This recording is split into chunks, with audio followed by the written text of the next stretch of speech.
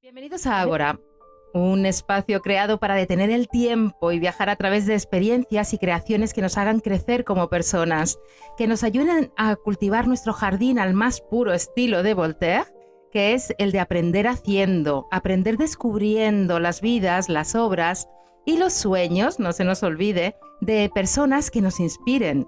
Conocí a nuestra invitada de hoy gracias a Javier Sánchez Monge, un filósofo, aventurero y fotógrafo humanista que nos habló de las diferentes soledades de la vida, que como buen cosechador de vidas ha recolectado en su libro Seres Solitarios, un jardín hermoso de soledades que nos ha enseñado que en ocasiones, para llegar a la belleza, hemos de transitar por el dolor, por la pérdida y la ausencia.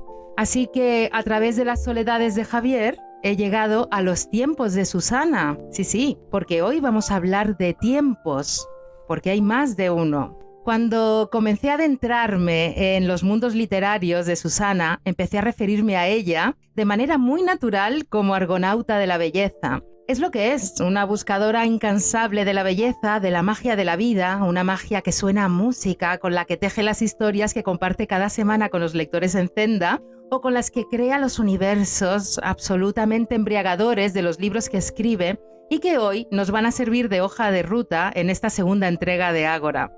Y es que hoy en Ágora vamos a emprender un viaje, pero un viaje a través de los tiempos, como hemos dicho antes, porque como veréis, no hay un tiempo sino muchos en el tiempo de los hombres. Susana es licenciada en Historia del Arte y en Biblioteconomía y Documentación. Trabaja actualmente en la Red Pública de Bibliotecas de Barcelona. Ha actuado un poco de Prometeo también, llevando la luz en su faceta de guía de museos, haciendo viajar a los visitantes a través de la imagen y la palabra, especialmente a través de obras del arte precolombino, que es una de sus especializaciones. En 2018, con su primer libro, gana el premio Feel Good de la obra social de la Caixa con Las vidas que te prometí, publicado con Plataforma Editorial.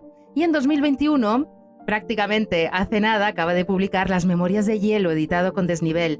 Estos dos libros serán nuestros faros en este viaje, pero nuestra embarcación será Susana Rizo. Y sin duda volveremos a Ítaca, nuestra Ítaca querida, muchísimo más enriquecidos y con nuevas flores para plantar en nuestro jardín volteriano.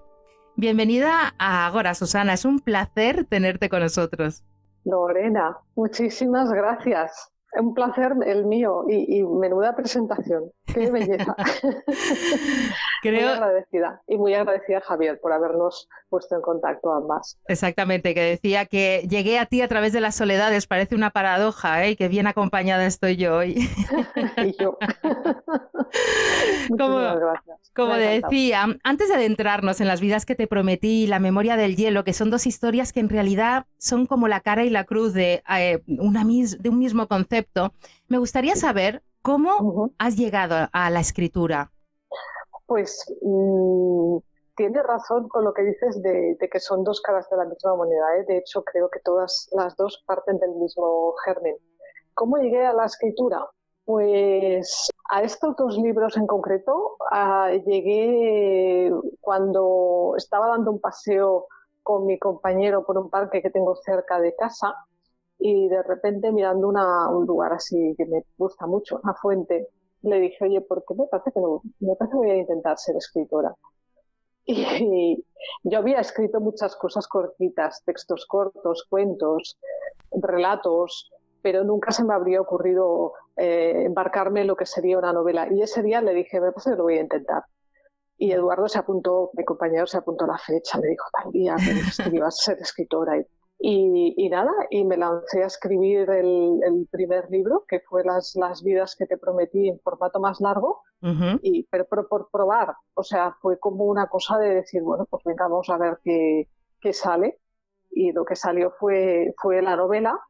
El tema era un tema que quería hablar desde hacía mucho tiempo, de la soledad también, hablando de Javier, de soledad en las personas mayores. Y así es como surgió la primera novela. Pero lo que es el germen de la escritura yo creo que lo tengo desde que era muy, muy pequeña. Porque mis padres me decían que cuando era pequeña dibujaba constantemente y empecé a relatar historias. Entonces, como no sabía escribir muy bien, mi madre me lo pasaba con la Olivetti Anda. y conservo esos cuentos. Y me acuerdo que los vendía a mi familia por 25 pesetas. Y me ganaba un poco la vida para comprar mis golosinas en aquel entonces. Oye, pues Es qué decir, precoz, ¿eh? Esa manera de...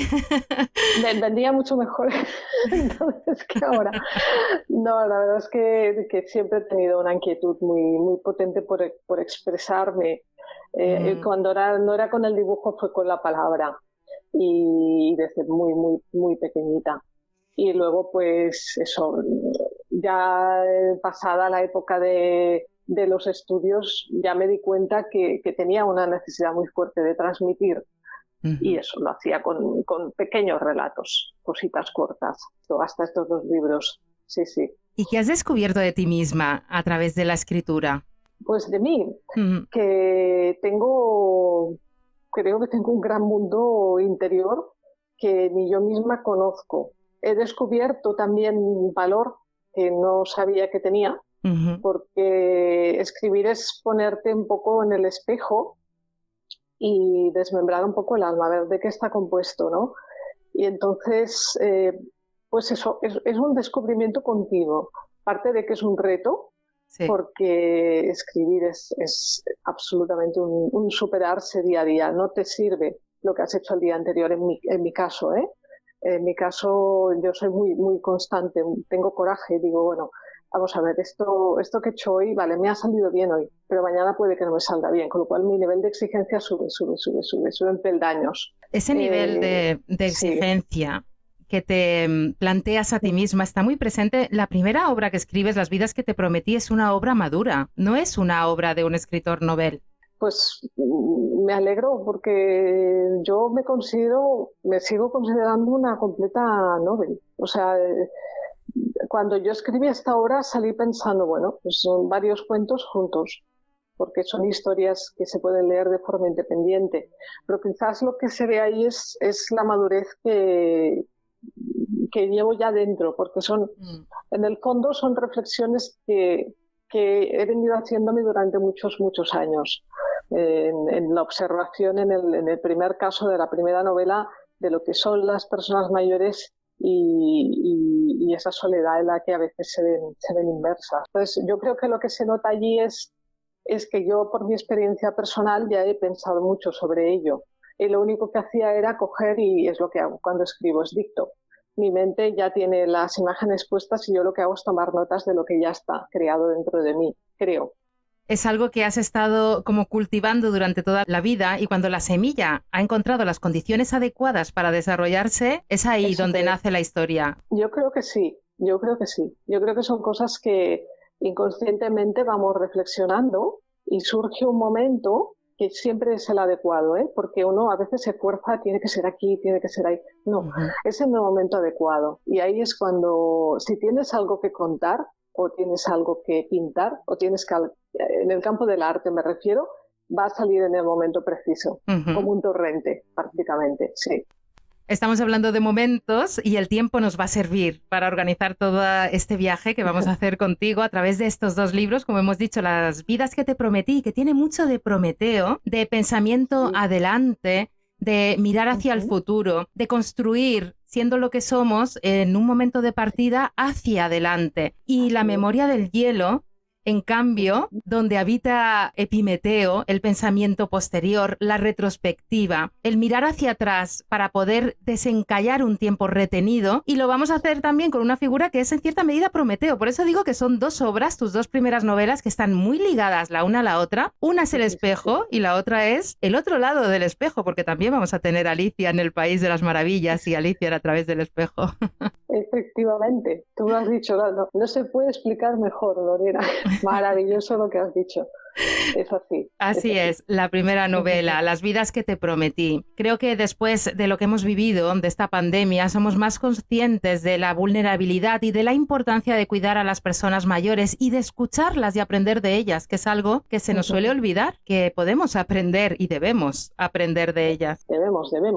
Mm, Yo creo que sigue siendo una asignatura pendiente, que la pandemia no hemos salido mejor de ahí, ni mm. muchísimo menos, y sigue siendo una asignatura pendiente el saber que de las personas mayores lo que tenemos es que aprender. El homenaje que yo quise rendir en las vidas que te prometí, que en efecto es Prometeo, es tirar, es construir hacia el futuro. Y además, desde el punto de vista de una persona anciana, que construye, que crea, siendo una persona muy, muy longeva. Pero la pandemia que nos enseñó la cara más oscura de lo que es nuestra sociedad occidental, ¿no? En cuanto al rechazo de entrada desde la propia enfermedad, ¿no? Cómo sesgó la vida de los mayores y cómo, no sé si te acordarás del horror de la edad de corte, a partir de la cual ya no se atendía a la Totalmente. gente de los 80. Eso fue una barbaridad. La soledad en la que se han visto durante hemos estado 2 años, que ha sido un antes y un después horroroso. Yo creo, alguna vez lo hemos comentado tú y yo, que aquí no se ha hecho duelo, no se ha hecho un parón ni una reflexión de lo extraño y lo duro que es el hecho de haber estado, pues eso, enmascarados, aislados los unos de los otros, las familias sin verse, ya no te cuento las tragedias y los dramas de no poder despedirse de alguien, ¿no? Los mayores siguen estando solos. Estoy generalizando, lo sé, pero me da la sensación de que todavía no los hemos cogido de la mano como hay que cogerlos y decir, igual que coges un niño cuando está en una guardería, pues a un mayor lo mismo, ¿no? Y decir, bueno, estamos aquí y esta persona que por el hecho de haber vivido tanto tiempo ya me puede enseñar muchas cosas de sabiduría y de de qué va esto de la vida. Yo por mi condición personal de estar con mi madre y haberla cuidado todos estos tiempos tan duros, es muy importante escuchar y eso requiere paciencia y requiere tiempo, la palabra clave, ¿no? De la que estamos viajando tú y yo con estas 2 obras. El tiempo es importante y la calidad de él es todavía más importante. Para ellos miran atrás, ¿no?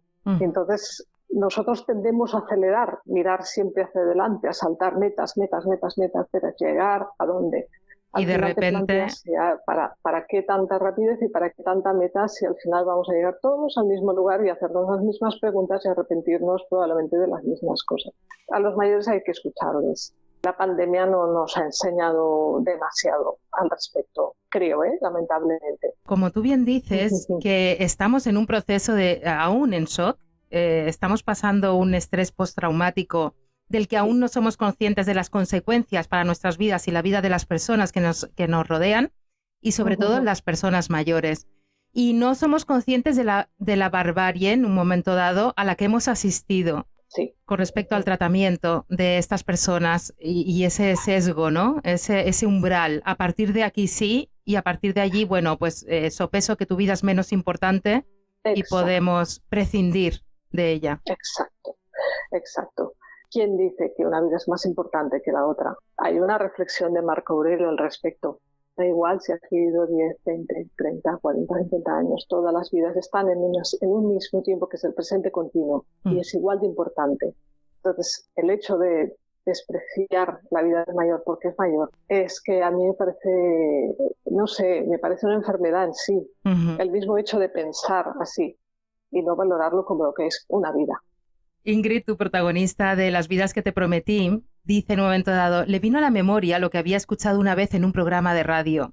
Una señora había llamado para explicar cómo se sentían los mayores y trataba de explicar al locutor y a los oyentes esa invisibilidad, ese estado permanente de insignificancia en que muchos ancianos se ven sumidos. Y decía esa mujer, gracias por escucharme, no nos dejéis solos, es terrible. No nos dejéis solos, parece el grito conjunto de todas las personas mayores. Totalmente. Es lo que te comentaba. Que los niños, tú los dejas en la guardería, luego los vas a buscar pisas la mano. Ellos vuelven al hogar, tienen a todo el mundo alrededor de ellos. ¿Por qué los mayores no? ¿Qué pasa? Que nos vemos en un espejo y nos vemos cómo vamos a ser nosotros en esa pérdida de gestos o en esa pérdida de facciones, de belleza, de lo que sea, de vigor. Eso es lo que estamos viendo, eso es lo que no queremos ver. Entonces estamos negando la realidad. Yo me acuerdo, es una cosa que a mí yo creo que es una de las cosas que quizás me marcó más, ¿no? En las personas mayores. Yo me acuerdo que trabajaba en una biblioteca un tiempo y yo siempre tenía un usuario que era un señor muy mayor, que me venía a ver, nos llevábamos muy bien. Y en un momento dado dejé de verle, me dijeron que estaba en una residencia y fui a verle allí, y esas residencias que son opacas, oscuras y tristes.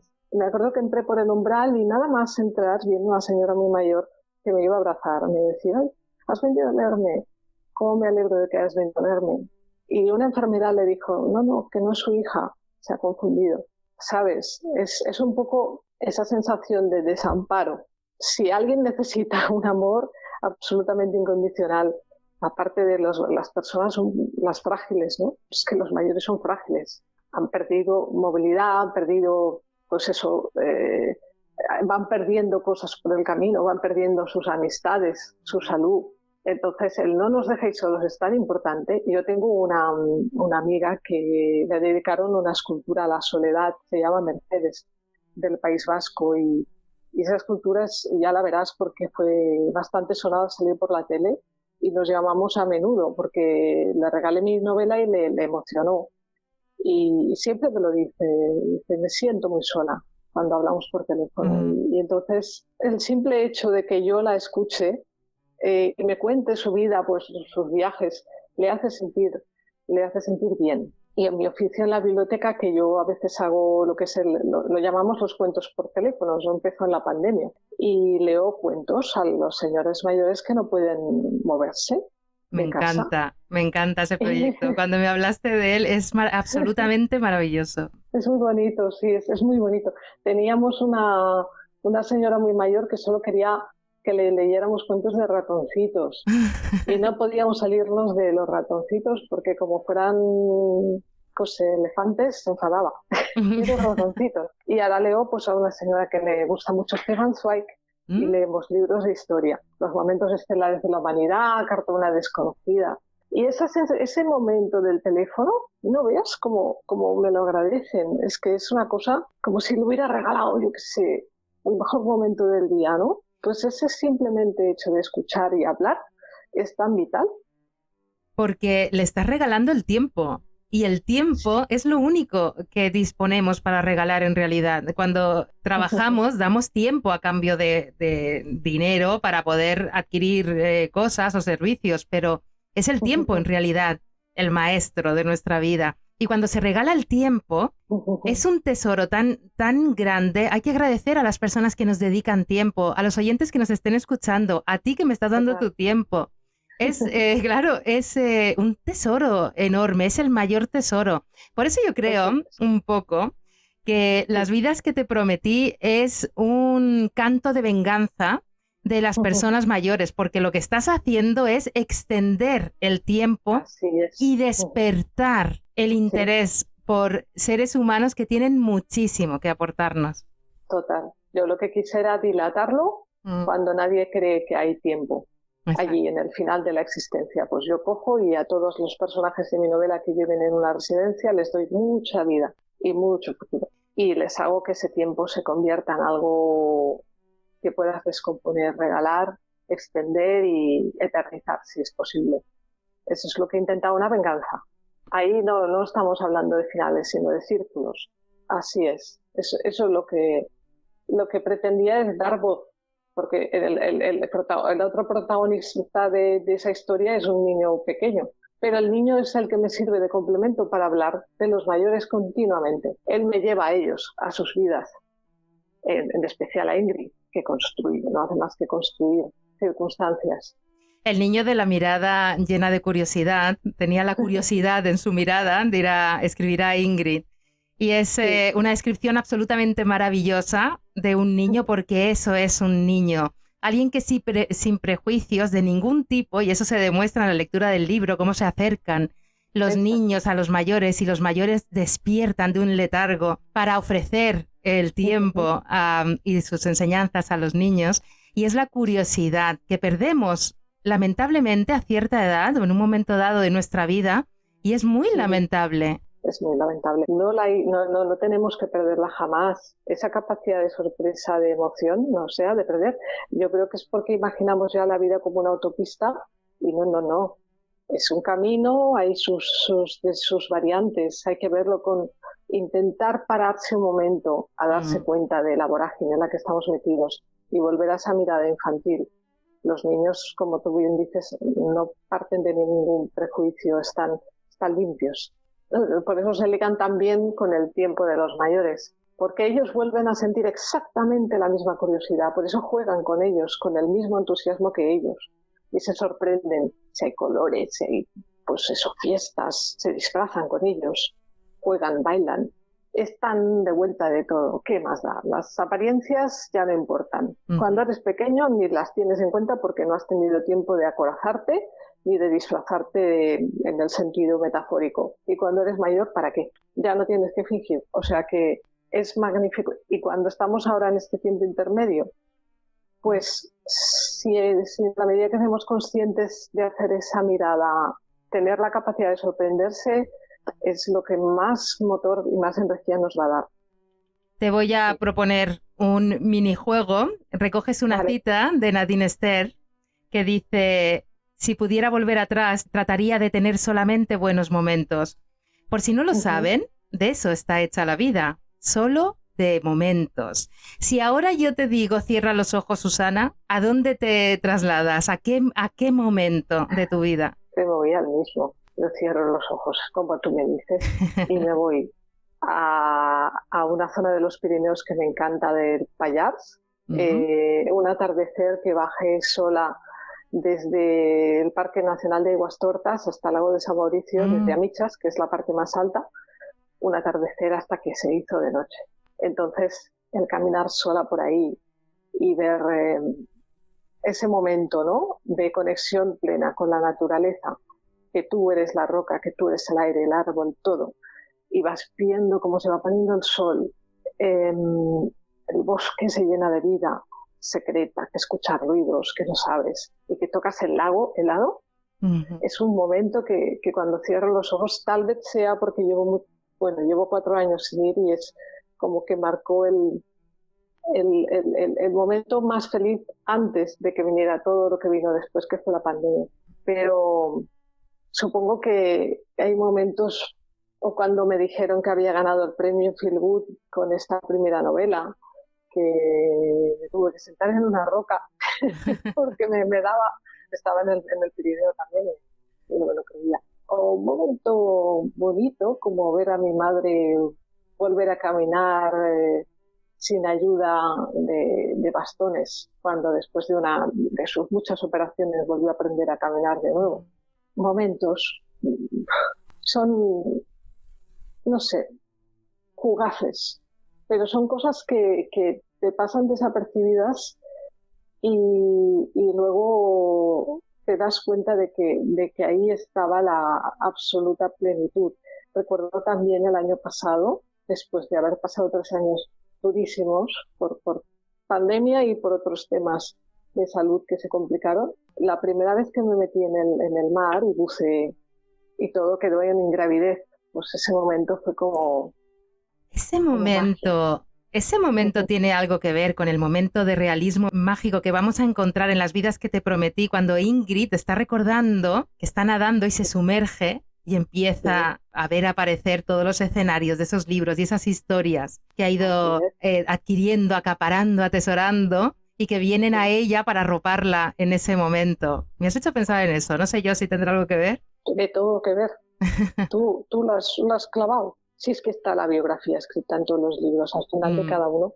En cuanto yo me sumerjo en el mar, que es lo que intenté hacer con ese recuerdo de Ingrid, es como que el tiempo se para ahí dentro, hay silencio, te sientes como en paz y entonces vuelves a la infancia, en mi opinión, no sé, es una sensación que yo tengo y todo es posible, ¿no?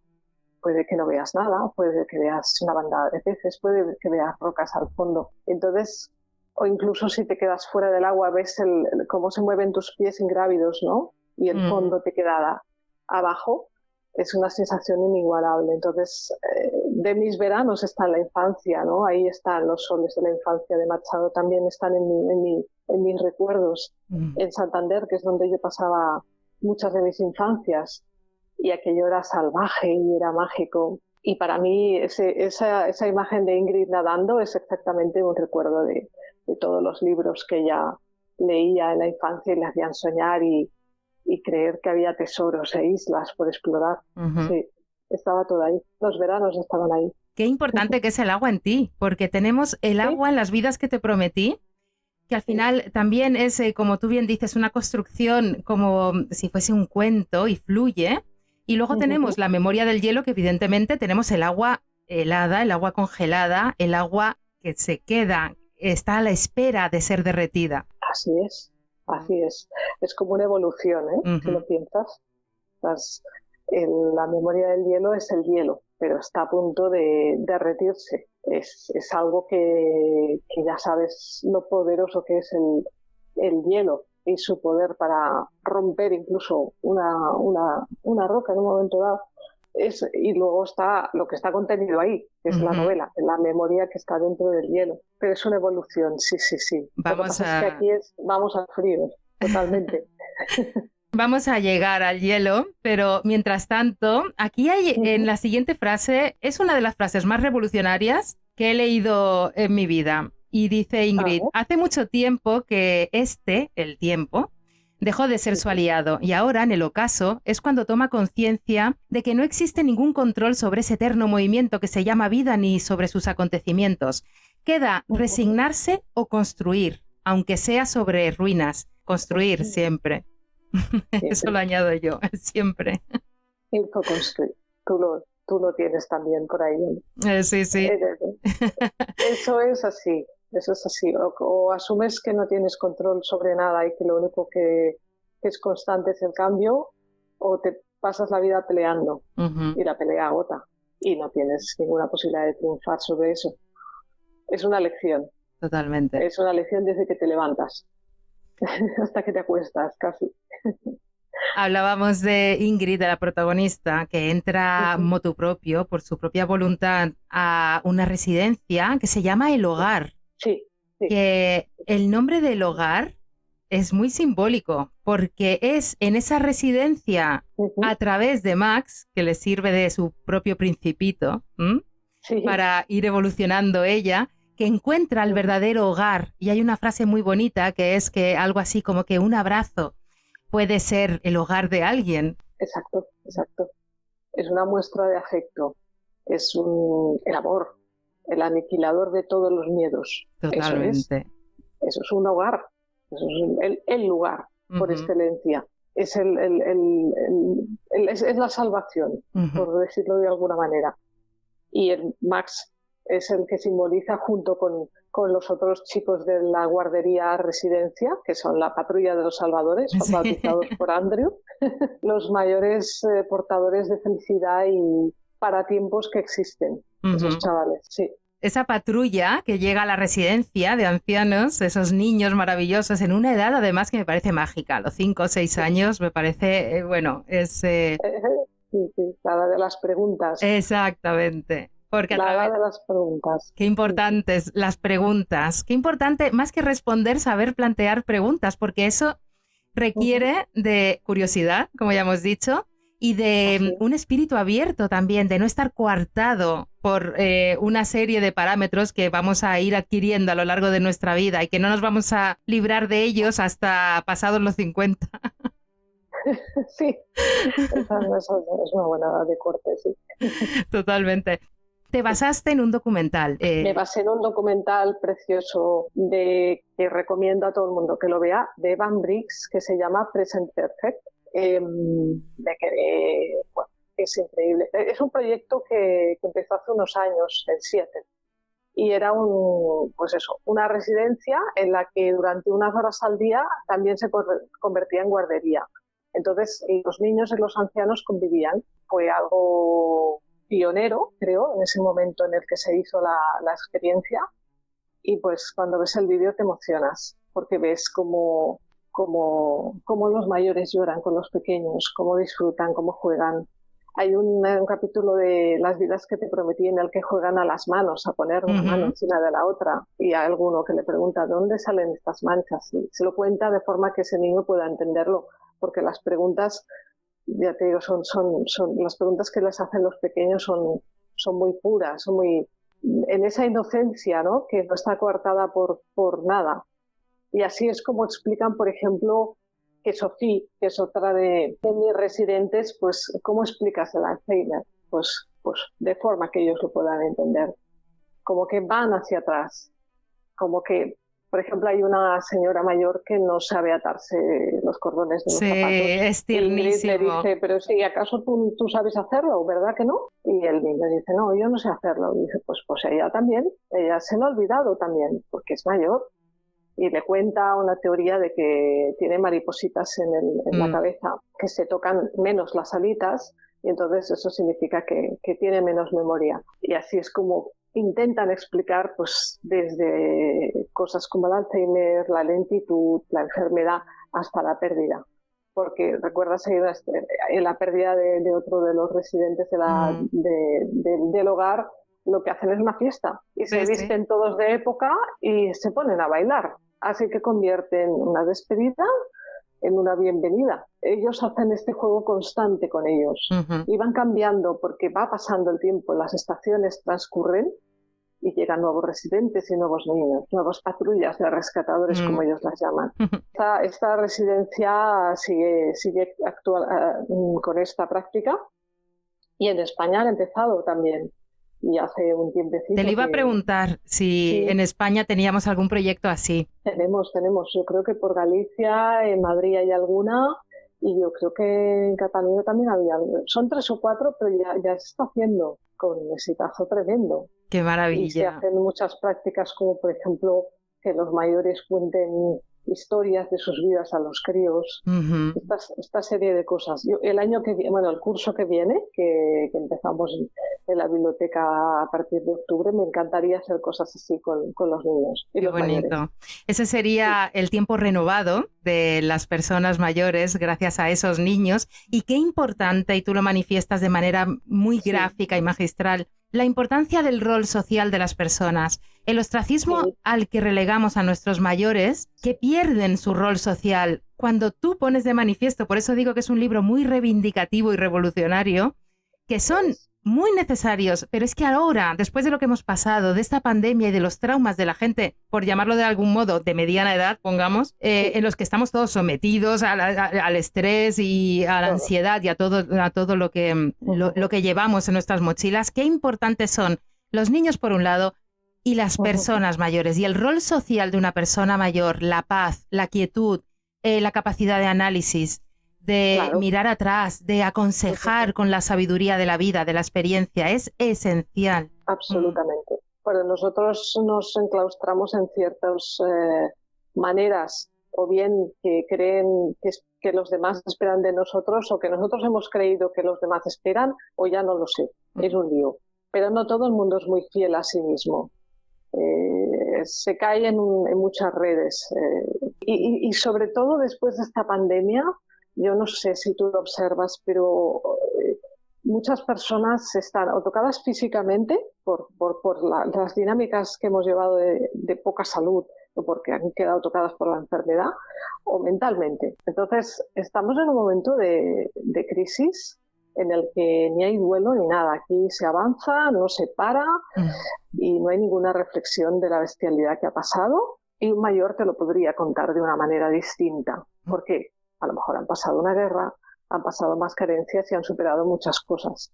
Ya te digo, yo pienso que vivimos bastante en error en este sentido porque, no sé, nos han metido en la cabeza pues que hay que hacer una serie de cosas, hay que seguir una serie de roles y nos metemos en esos roles y a veces no sabemos si son los correctos, los que nos van a beneficiar más a nivel personal, a nivel físico y eso al final pasa factura. Yo no sé, los mayores a lo mejor han cometido los mismos errores, pero tienen esa ventaja temporal en el sentido de que puede que no haya tanto que perder, puede que al final son construcciones mentales, ¿eh? Todo.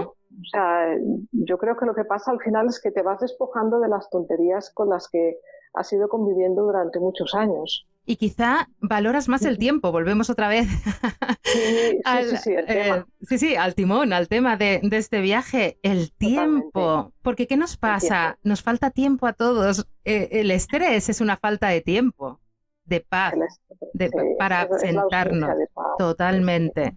Y luego estamos bombardeados a todos los niveles por estímulos constantes, Sí. digitales en las redes, la respuesta inmediata a través de plataformas de mensajería instantánea. Es Es, agresivo, es una guerra contra la paz.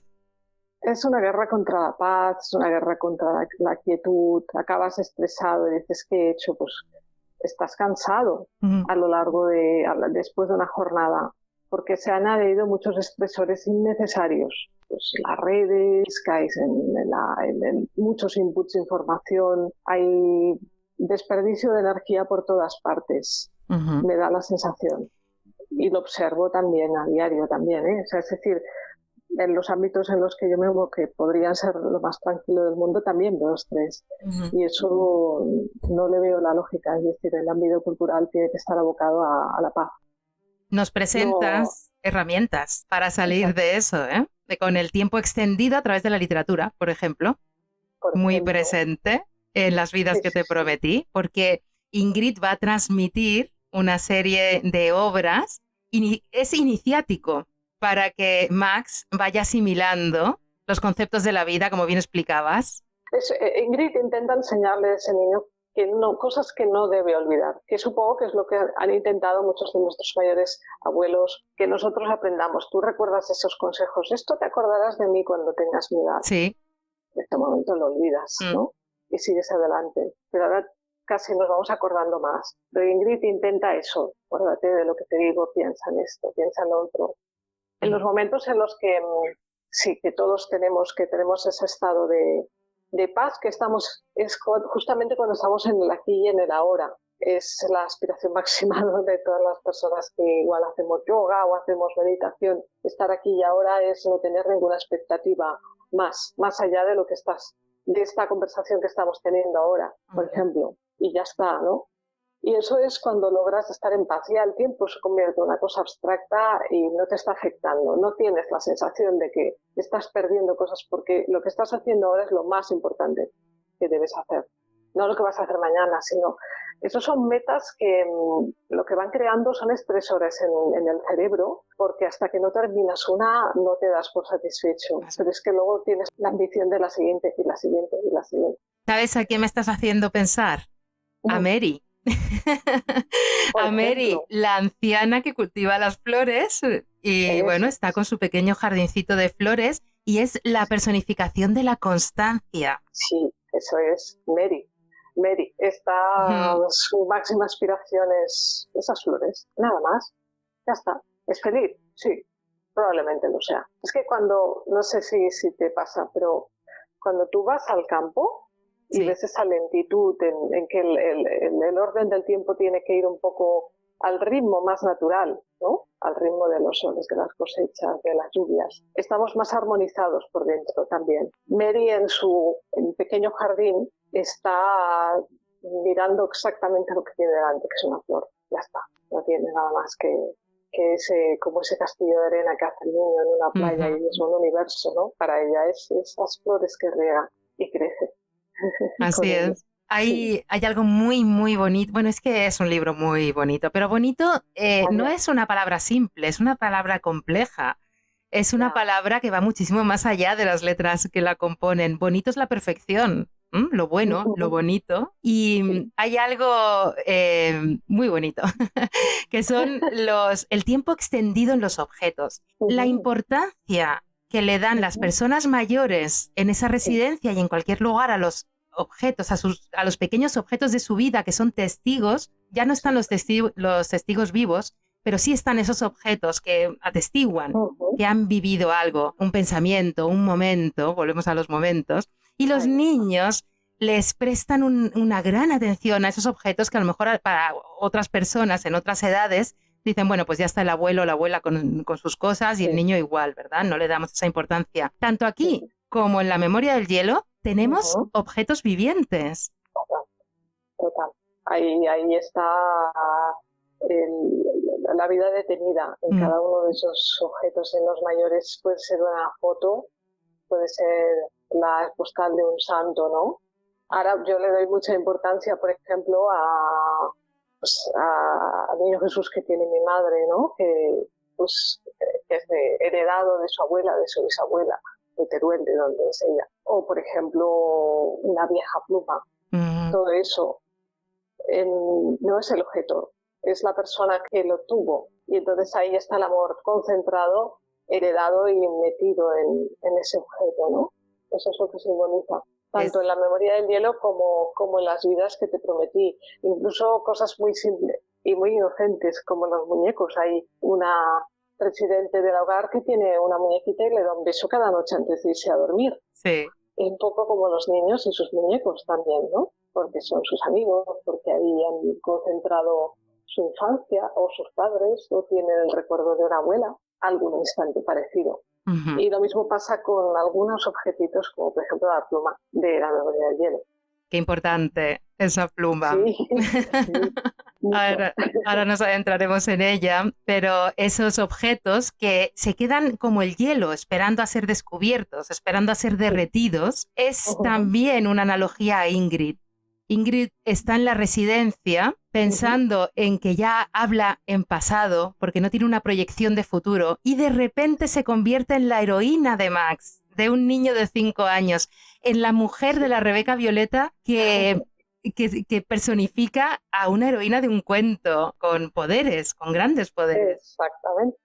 De hecho, cuando la dibuja es ella, ¿no? Su Rebeca Violeta, súper Ingrid. Y no tiene más símbolo que una Rebeca sencilla, de color violeta, por ser un color bonito y un color quizás un poco más llamativo que los tonos grises, ¿no? Pero a mí me recuerda a las Rebecas que llevaban mis abuelas, ¿no? No sé, esa imagen, ¿te acuerdas de las mantillas? La Rebeca, como muy tierno, hechas a mano, con sus ganchitos. Entonces, esa imagen me parecía muy tierna y para Ingrid es el no va más. Es la señora de la Rebeca Violeta.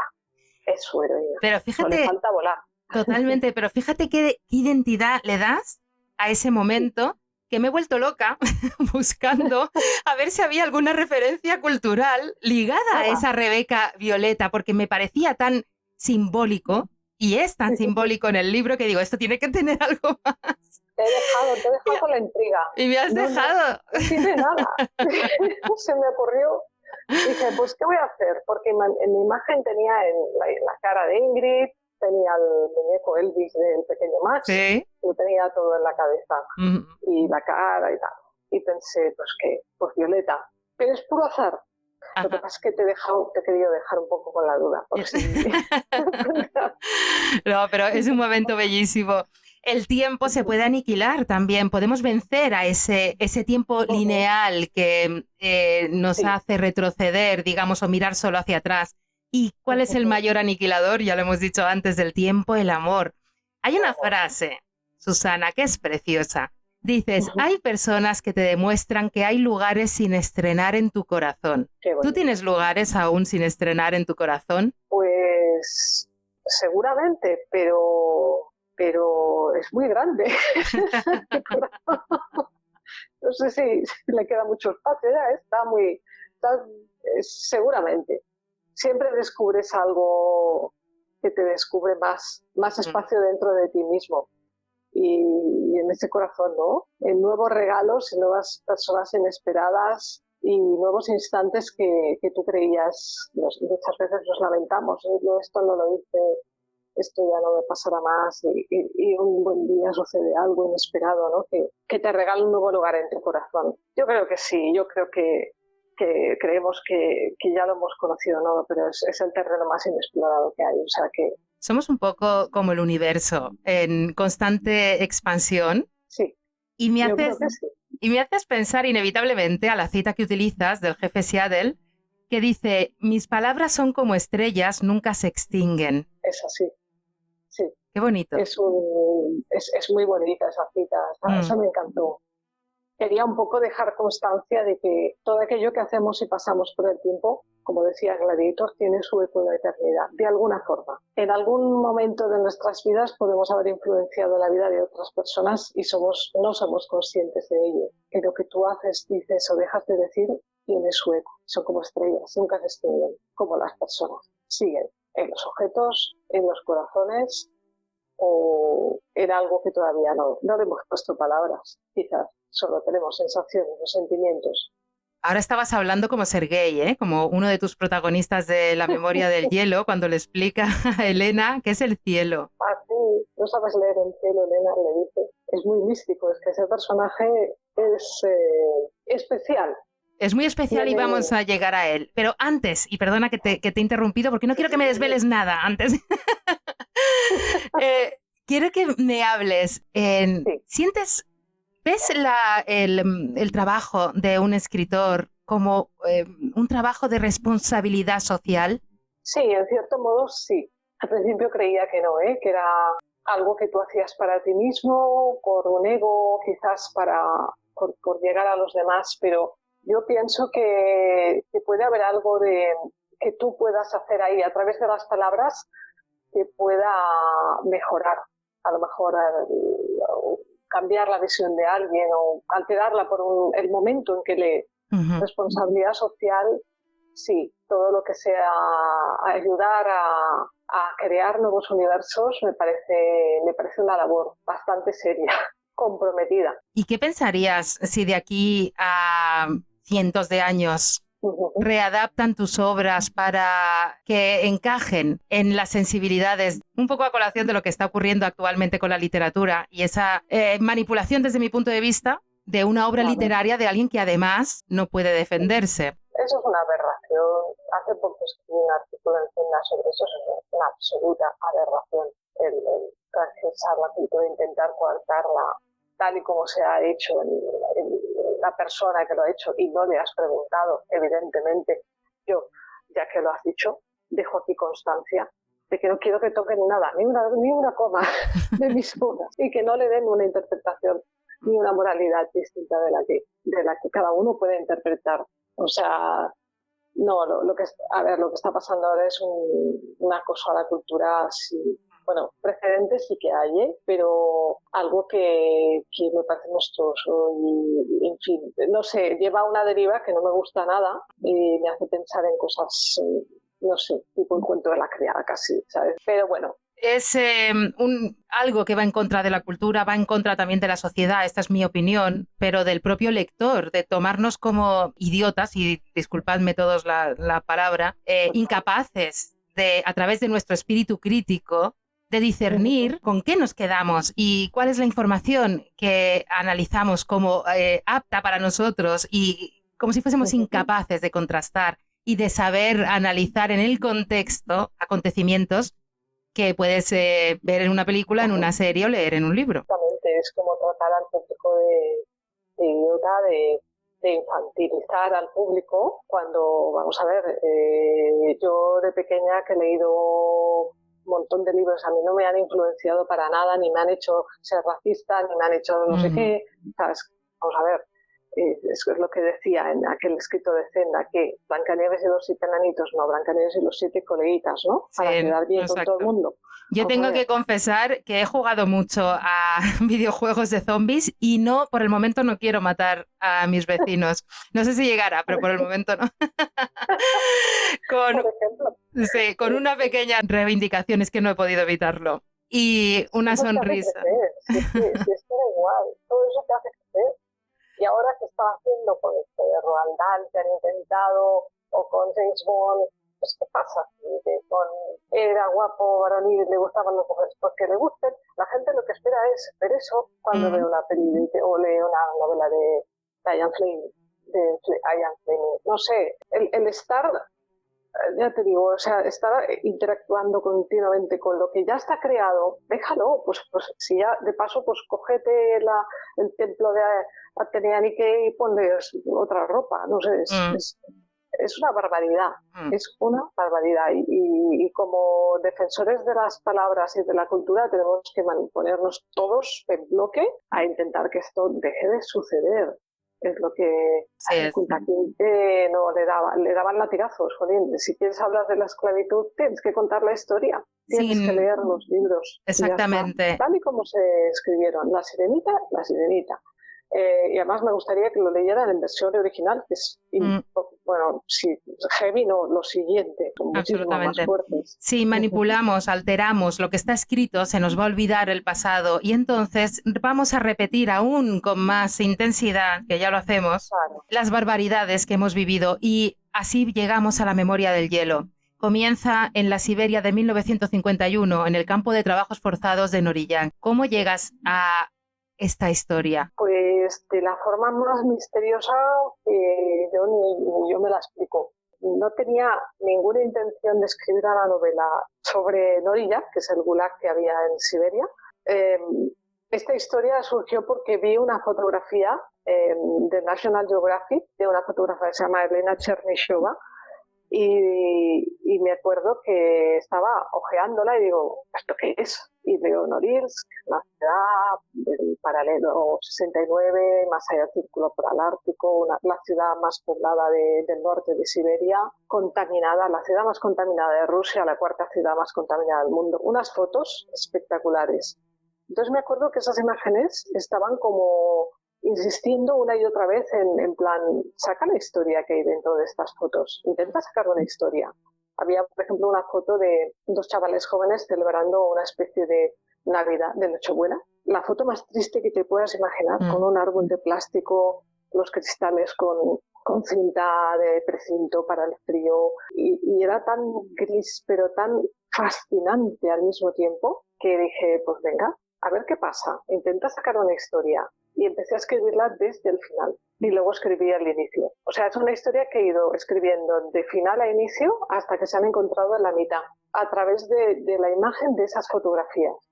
Y de ahí me salió, pues que empecé a investigar mucho, ¿no? De cómo nace esta ciudad, cuál fue su pasado, porque es una ciudad que está, dicen, construida sobre huesos humanos. Y es literal, porque ahí hubo el gulag que llamaron Noriyak, y murieron 17.000 personas, hubo 70.000 presos más o menos en ese subcampo, en las purgas de Stalin, del 1930 a 1960, aunque la ciudad se funda en el 53. Era tan alucinante las cosas que leía que empecé a estudiar un poco cómo se fundó esa ciudad, cómo fue los trabajos forzados allí, que fueron durísimos, y luego empecé a investigar qué condiciones de vida tienen allí, porque es una área extrema, es casi prohibida, de hecho nadie puede entrar en Norilsk, que es como se llama esta ciudad, está prohibido. Tienes que tener un permiso del gobierno ruso para entrar en la ciudad, y ahora está más que prohibido, es imposible viajar ahí. Solo se llega por un aeropuerto, que es Alikey, y hay un vuelo al mes, y el puerto de Durinka, y llegan los alimentos a través de ahí con grandes dificultades. Viven 200.000 personas más o menos y pasan 45 días de oscuridad absoluta, que es la parte en la que yo ambiento mi novela, durante la noche polar. Y luego tienen lo que llaman las noches blancas, ¿no? Que es justamente lo contrario, 67 días de luz. Y entonces, bueno, menos 45 grados de media, menos 64 han alcanzado el invierno pasado. Desolador, absolutamente, con unos edificios soviéticos, ¿sabes? Moles enormes, y pensé, bueno, pues aquí hay una historia, o más de una, porque de hecho en el libro se mezclan dos historias. Y fue como, lo escribí precisamente en la pandemia, en los meses del encierro, y yo creo que volqué allí lo más extremo de mí. Primero porque estábamos viviendo una situación extrema y no sabíamos si habría un mañana, cada día. Eso es literal. Cierto. Estaban muriendo 1.000 personas diarias. Y porque, digo, da un paso más allá en la narrativa y haz una historia compleja, aunque sea lo último que hagas. Un poco ya pensando en el extremo, ¿eh? Pues hay que decirte, has convertido o has creado un libro semilla. Sí. Pero un libro semilla que comienza con el tiempo extirpado, con esos prisioneros a los que se les quita la esencia, a los que ni se les permite pensar en quiénes son, hasta que se olvidan de quiénes son. Es un poco lo que pasaba en Auschwitz. Eso mismo pasó en las purgas de Stalin. Murieron 20 millones de personas ahí. Primero se les despoja de la identidad, se les pone un número en el brazo, un tatuaje, y es lo primero que pierdes, es el nombre. Ya no eres nadie, eres masa. Eres masa como el poema de Vallejo. Entonces estás al servicio de hacer lo que sea, que en este caso era la gran obra magna que era esa ciudad, Norilsk. Tenían que construirla ellos, piedra sobre piedra y sobre la nada, porque aquello es un desierto. Ahí aquello estaba poblado de mamuts en el pasado, pero es un desierto, no hay nada alrededor de allí, nada. Efectivamente es el objetivo de todo sistema tiránico, el erradicar, por un lado, la historia, para que la gente no tenga de dónde asideros ni memoria, y por otro lado, o reescribir la historia, y por otro lado, anular la propia esencia del ser humano.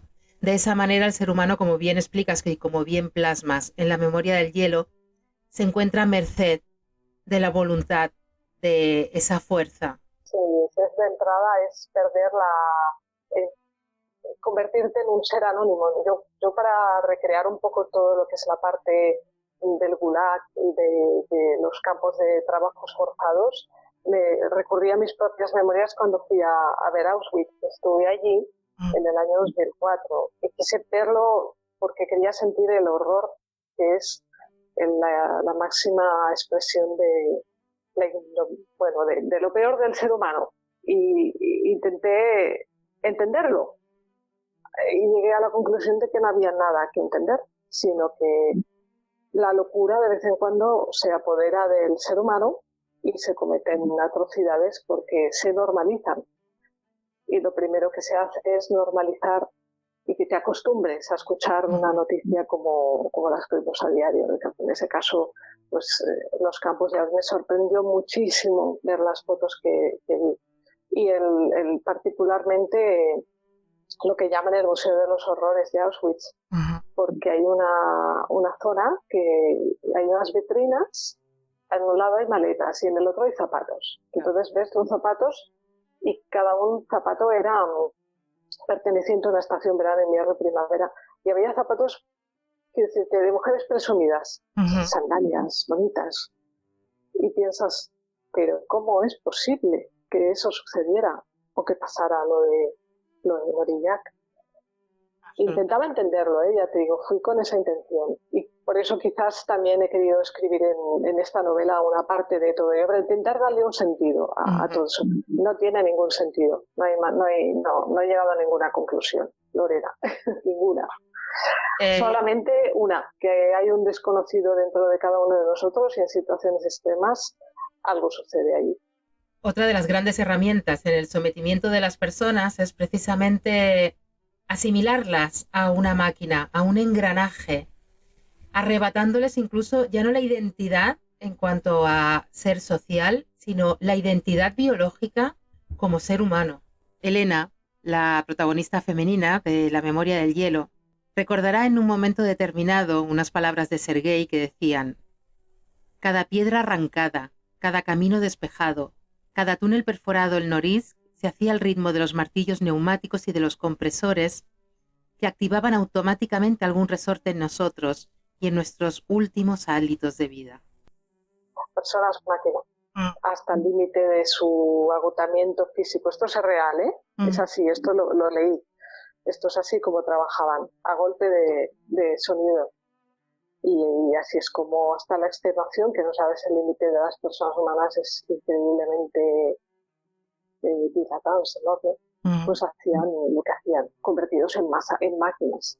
Máquinas no pensantes. El protagonista tenía que olvidar que era un compositor, el otro tenía que olvidar que era un profesor. Supervivencia, roca tras roca, para construir aquellos raíles que hicieron precisamente de la ciudad de Norilsk el complejo metalúrgico más enorme que existe probablemente en Rusia, que es Nornickel. Es una macro empresa donde se fabrica todas las materias primas de donde hacemos nuestros móviles, precisamente, en el resto del mundo. Pero bueno, esa ciudad y todo aquello nació de esas personas máquinas. Y frente a esas personas máquina a las que se les ha extirpado el tiempo.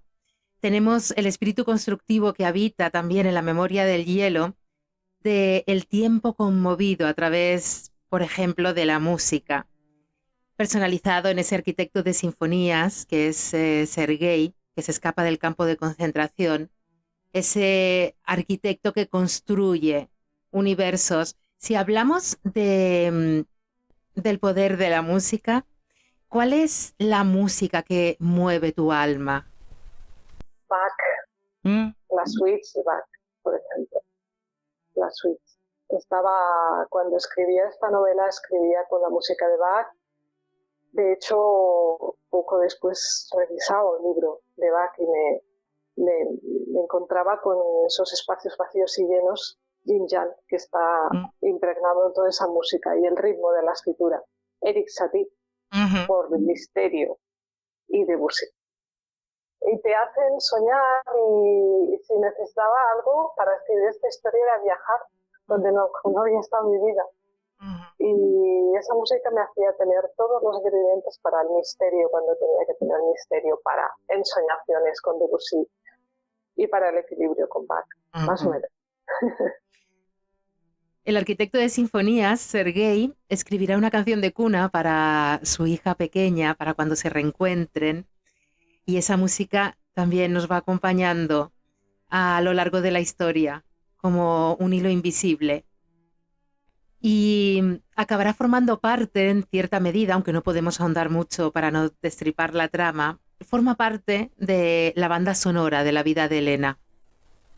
Elena, que es una chica que se extirpa el tiempo o la conciencia del tiempo a través de una adicción como es el alcohol, hasta que conoce a Sergei, que le va a ayudar a construir o a reconstruirse.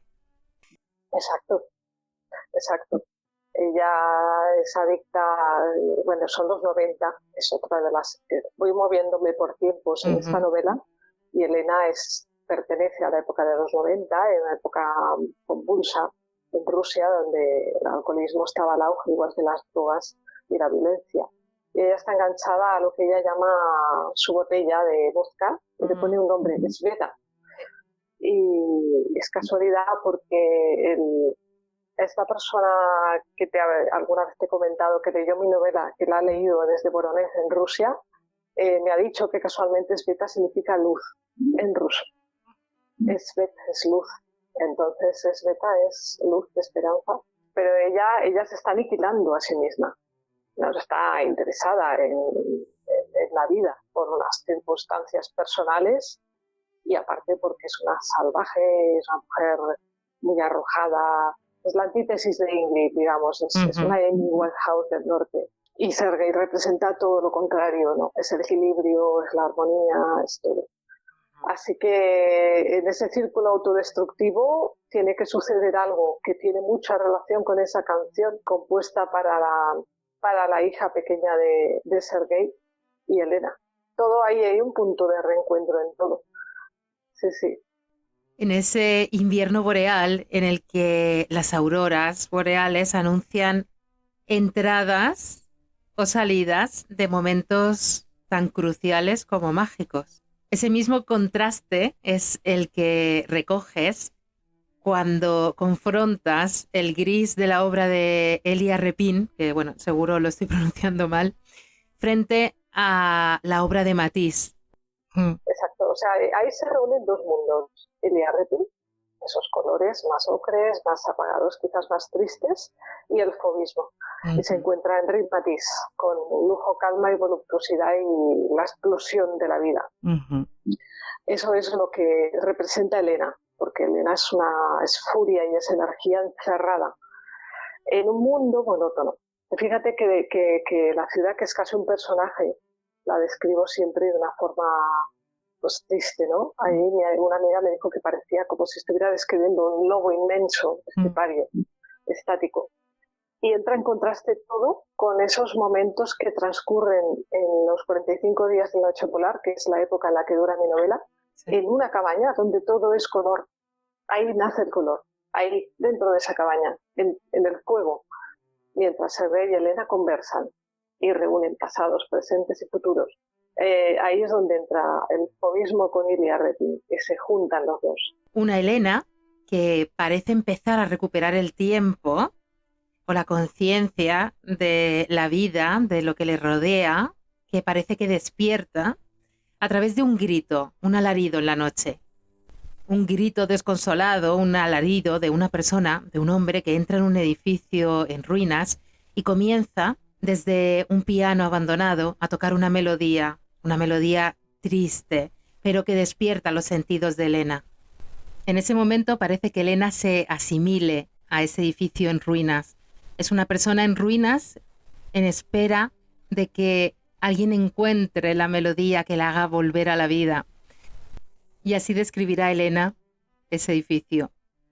En ese edificio moribundo, retorcido sobre sí mismo, donde ahora la nieve se amontonaba en el interior, ella recordaba la existencia de un viejo piano.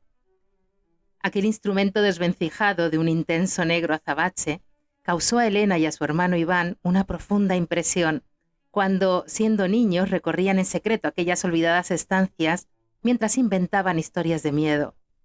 Era como adentrarse en el salón de un buque sumergido en el océano, donde recreaban sus fantasías infantiles. Y en ese momento del alarido es cuando Elena parece volver a la vida. Una anécdota curiosa es que yo tenía que elegir un sitio donde Elena viviese en esos edificios. Esos edificios existen, están abandonados porque están construidos sobre el permafrost en esta ciudad de Norilsk, y cuando el hielo se apodera de las bases de estos edificios los tienen que abandonar, porque se empiezan a resquebrajar. Son fantasmagóricos. Recomiendo que veáis las fotografías y lo veáis, porque es algo alucinante lo que se ve por ahí. Y en esos edificios, en alguno, hay algún piano. Y en ellas es muy curioso porque elegí el número 17 para Elena, para vivir, y es que resulta que existe un edificio número 17 en Norilsk. Está fotografiado luego bueno, no es que haya muchos fotógrafos, pero Elena Chernyshova lo fotografió, Christoph Jakrot también. Es un edificio como muy emblemático, con un número 17 bien grande, y es casualidad que eligiese. No sabía que existían, que los edificios estaban numerados. Y sí, es un paralelismo. El edificio se resquebraja como ella, literalmente, se congela en el tiempo, hasta que aparece esa misteriosa melodía, y el alarido da terror al principio, en mitad de la noche, la primera noche ártica. Ahora que hablas de terror, ese alarido, esa incursión del personaje en el presente de Elena a través de ese momento terrorífico, me ha hecho pensar en Frankenstein de Shelley, ese personaje que busca desgarrado amor y no entiende por qué lo han creado y lo han abandonado en la más absoluta soledad. Y del mismo modo, ese personaje, ese Frankenstein, ha estado presente para mí en muchos de los diálogos que hay de esos encuentros entre Elena y Sergei. Muchos de ellos tienen esa letanía de dolor. Es que es genial la comparación. Bueno, es que tiene mucho de eso, Sergei Bogdanov. Es que hay mucho de eso en él. Tiene muchas preguntas, tiene muchos misterios, necesita que alguien le escuche también. ¿Y por qué está abandonado? ¿Y por qué? Y no puedo contar más. Exacto. Nos quedamos así en el misterio porque en La memoria del hielo hay un gran misterio, un misterio con mayúsculas, que no vamos a desvelar para que los lectores lo vayan descubriendo poco a poco, porque es una auténtica delicia sumergirse en este viaje en el tiempo o en los tiempos que nos propone Susana con La memoria del hielo. El tiempo es muy importante, como estamos viendo, o los tiempos, en La memoria del hielo. Evidentemente estamos hablando de memoria, como no van a ser importantes los tiempos, pero los espacios son igualmente trascendentales en toda la trama, y hay uno en concreto que es el Parque de Tívoli, que tiene un rol especial en la novela. ¿Por qué es tan importante, Susana, para ti el Parque de Tívoli? Que te vas al pasado. que cruzas el espejo como Alicia, que te pasa algo muy raro ahí dentro. Yo estuve en Copenhague hace 2 años, por eso el Parque Tivoli en concreto es uno de los del otro escenario de la novela Memoria en Hielo. Vas marcha atrás en el tiempo en cuanto cruzas las puertas de ese parque. ¿Sabes esos parques añejos de los colores como eran antes, ¿no? Los tiernivos, los farolillos, los mismos lagos artificiales. Hay algo ahí que es pura magia dentro de ese parque. Y es eso, que la modernidad ahí no ha llegado. Es como si se hubiera parado en el año que lo construyeron y así sigue. Y el tiempo y la gente funcionan exactamente igual que antes. Y da mucho que reflexionar. Por eso Elena, en un momento dado, que está rememorando pues, episodios importantes de su vida, elige ese lugar para pararse a... Por cierto, tengo una hermana que va a ir a Copenhague ahora y le he dicho, deja mi libro, por favor, déjalo en el banco. Ya tienes exactamente dónde, pero tienes que dejarlo ahí simbólicamente para que alguien se lo lleve. Igual que ha estado, mi libro está en la Antártida ya, con Sebas Álvaro, Sí. que me recitó un poema frente a los hielos esos, que es alucinante, es el poema que escribe Sergei es la canción para Marilla, su hija. Ha estado en Rusia, ha llegado a Norilsk, está en Voronezh, en el Teatro de Cámara de Voronezh. Tiene vida propia y está encontrando lectores que se están mimetizando con la historia. Bueno, es que me parece fantástico el concepto de libro viajero para darle alas a las historias y a la literatura es fantástico. Eso lo convierte también en una suerte de halo misterioso, de magia, que envuelve toda la creación y en concreto ahora que estoy hablando contigo que eres escritora, la creación literaria, que también he encontrado en otros escritores o autores que me han dicho efectivamente que llega un momento que el libro trasciende su propia idea primigenia, ¿no? Que evoluciona y cobra vida a través de los lectores de su viaje, a través de las personas. Pues no lo sé, es algo que no deja de ser curioso porque a mí ahora, en este caso, con esta novela, me comentó este lector ruso que tengo que yo había escrito, el alma rusa la había descrito a la perfección. Yo jamás he estado en Rusia, no conozco nada más que lo que estudié cuando escribí la novela. Y que él mismo se consideraba el protagonista de la historia, como si yo hubiera escrito su vida. Explosiva, gracias, Andrei, por si nos oye. Andrei, gracias por haber inspirado esta historia antes o después, de mi parte también, porque como el tiempo no existe, sino que se difumina y las fronteras son permeables, pues quién sabe lo que ha podido pasar en este libro. Precisamente este tiempo difuminado lo tenemos en lo que yo he llamado la cabaña psicosomática, el espacio donde se encuentran Elena y Sergei y mantienen esas conversaciones. Y Elena se referirá a la cabaña de esta manera.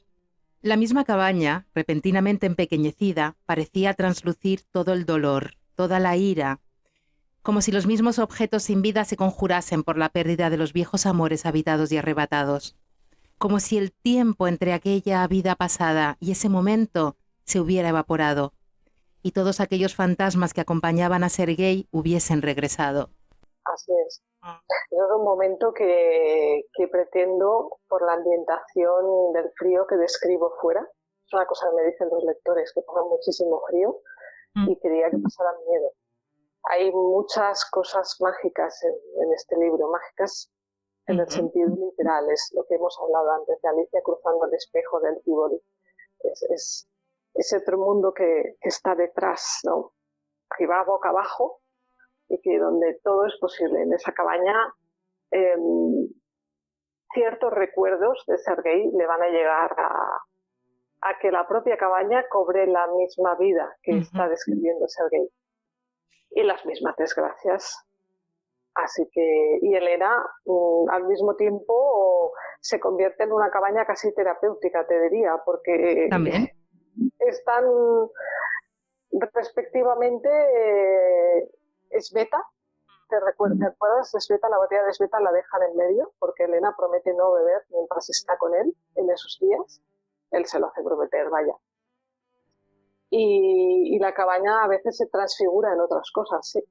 Y en esa cabaña, en esos viajes que ocurren en esa cabaña, en ese espacio, donde no hay tiempo, en esos encuentros entre Elena y Sergei, Elena empieza a darse cuenta que no necesita del alcohol para construir sus paraísos artificiales, que existe otro tipo de emociones, en este caso, ligadas al amor.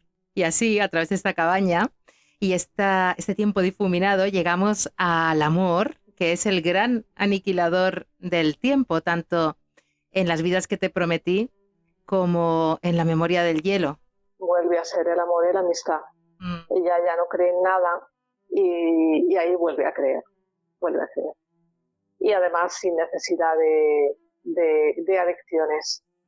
Es un momento, es algo mágico también, es clave en ella, porque Elena está bordeando los abismos y no contaré si los cruza o no los cruza, pero vamos, en ese momento las emociones llegan de forma natural. ¿Por qué? Porque llega el amor. Llega Max, por decirlo de alguna manera, el pequeño Max de Las vidas que te prometí, pero de otra manera. O en este caso llega Sergei con su música, su arquitecto de las sinfonías. Él es una persona que ama la armonía. Él ha visto lo peor, la cara de la guerra, el Gulag. Tiene una historia familiar, en fin, tiene una serie de cosas, pero él representa, ¿cómo te diría yo?, el perdón y la redención y la supervivencia. Y Elena es una superviviente, en el fondo, es una persona fuerte. De hecho, toda esa ciudad está hecha de supervivientes. Pero es el amor, de nuevo, es algo tan sencillo como eso, lo que hace que de nuevo estemos en un momento puro, donde no hace falta una botella de vodka, no hace falta absolutamente nada más. Y Elena se derrumba, una persona acorazada hasta los dientes como ella, que me ha costado crear al personaje, porque tienes que crear a alguien muy, muy, muy extremo, se desarma en ocasiones. Pero una vez que Elena encuentra a Sergei, que se convierte en su morada, ahí donde ella se reconoce es donde puede desplegar sus alas. Ahí es cuando abre los ojos y se da cuenta de que no todo lo que le ha rodeado es malo. Y ella le echa la culpa de todos sus males a la ciudad, a su madre, a su familia, y es ella la responsable de sus actos al final. O sea, son cosas que ella ve cuando entra en morada. No todo el mundo necesitamos esa morada, esa persona que nos haga ser nosotros mismos al 100%.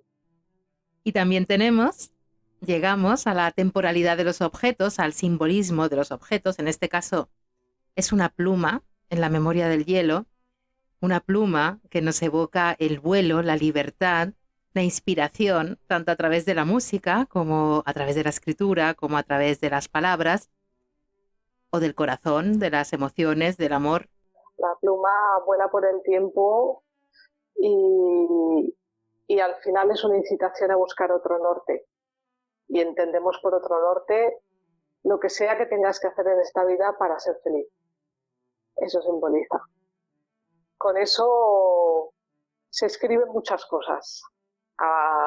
Se cierran muchos círculos con esa pluma y es el objeto portador de futuro, por decirlo de alguna manera. Es un testigo. Es la libertad, en cierta medida, también. Es un pasaporte para la libertad. Sí, un pasaporte para la libertad y para recordar que tienes que ser un poco fiel a ti mismo, porque si no, no eres libre, estás atado a algo.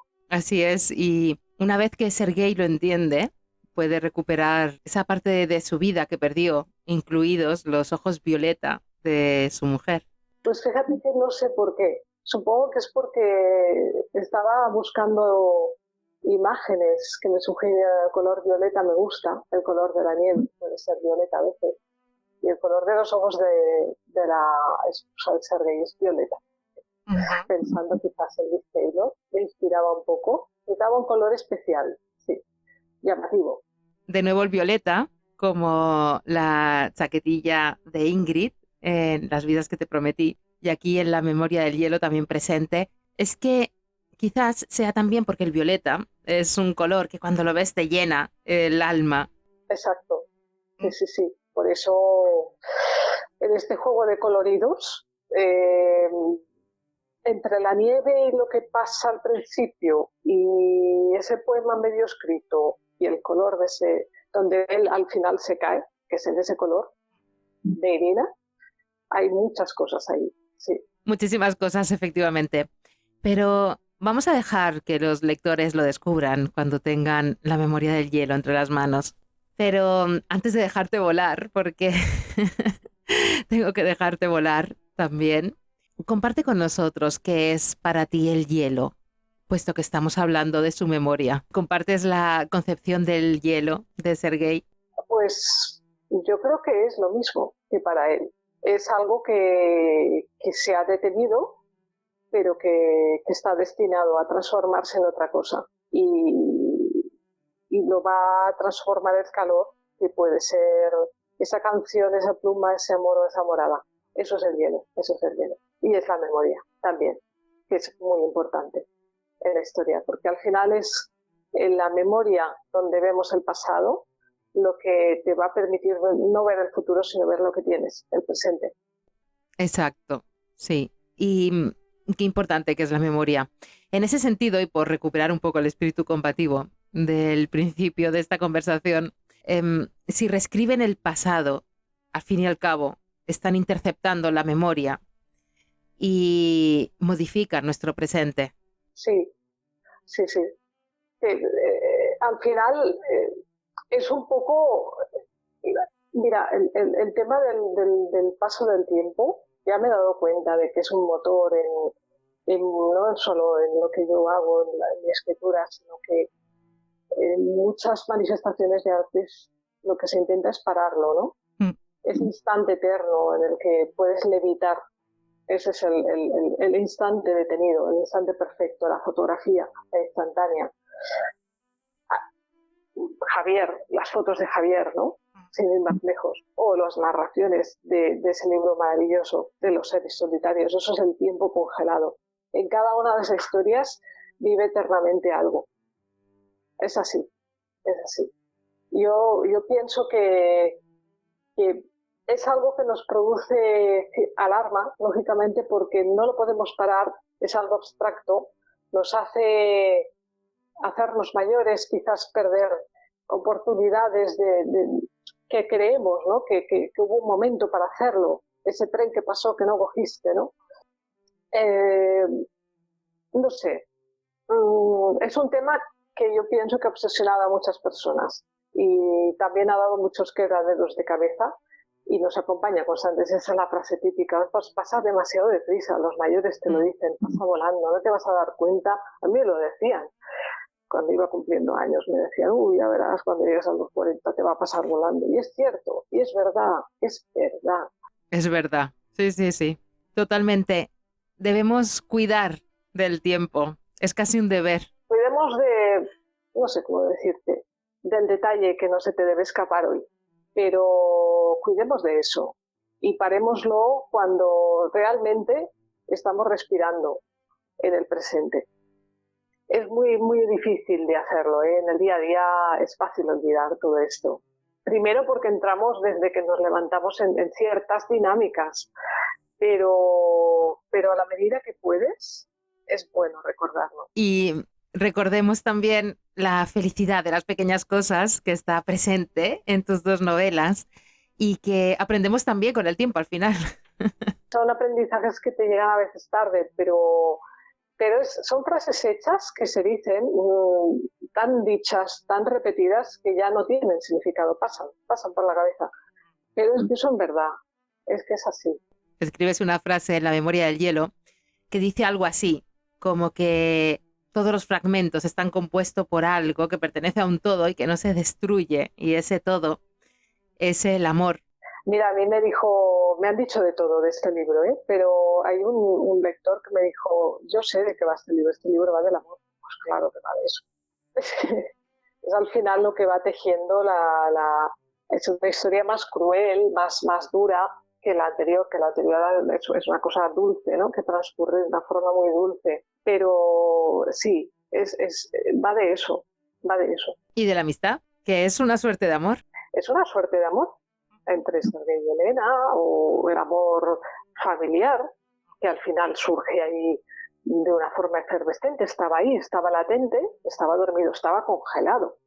Había que deshacerlo. Y cuando el hielo se deshace, las semillas florecen. Nosotros en Bitácora consideramos que la libertad se halla en el conocimiento y a partir de ahora también en el amor. Vamos a incluirlo. Así que muchísimas gracias, Susana, por habernos hecho más libres a través de La memoria del hielo y de Las vidas que te prometí. 2 obras, 2 historias, grandes historias llenas de humanidad y de belleza, que se complementan la una a la otra. Una que mira hacia el futuro y la otra que debe mirar hacia el pasado para poder construir un futuro.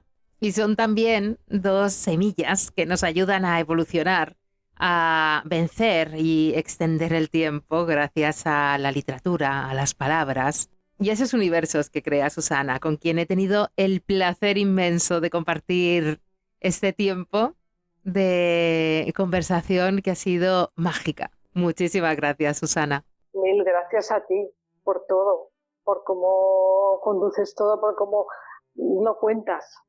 Maravilloso, te lo agradezco muchísimo. Te voy a decir una cosa, que hoy, 12 de julio, cuando estamos grabando, 2023, es mi cumpleaños y me has hecho un regalo sin saberlo. Esta conversación absolutamente llena de belleza, pausada y llena de amor. ¡Feliz cumpleaños, Lorena! Hombre, me alegro mucho de haber compartido este rato contigo y encantada de todos los que quieras. Te lo dije una vez y te lo digo varias veces. Eres maravillosa como entrevistas y como preparas las cosas. Es un placer hablar contigo. Gracias, Susana. Ha sido genial. Un abrazo enorme. Un abrazo, Lorena.